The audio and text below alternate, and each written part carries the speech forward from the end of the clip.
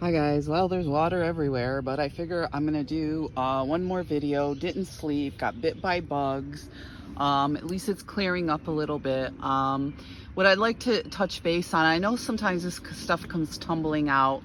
I should be able to collect my thoughts, be housed, and be able to go through some of this stuff. I mean, it's traumatic, it's triggering, it's disgusting, it's shocking that I have to do this in this sort of format and in this sort of way and be treated like this. But anyway, what I want to talk about is, the grooming for this. I mean, it's a slow process. I mean, I've been watching reviews about this Sound of Freedom. It doesn't often look like that. It can look like that.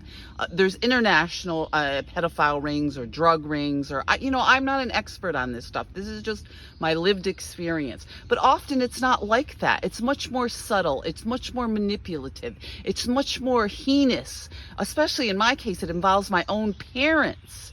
My own parents.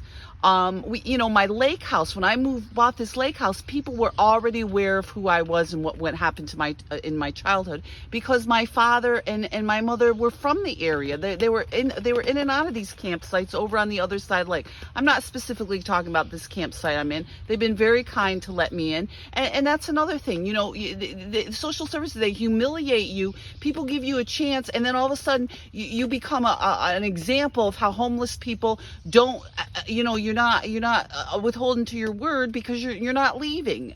I would be concerned if I was a business owner too, because you give somebody a chance and this is what they do to me.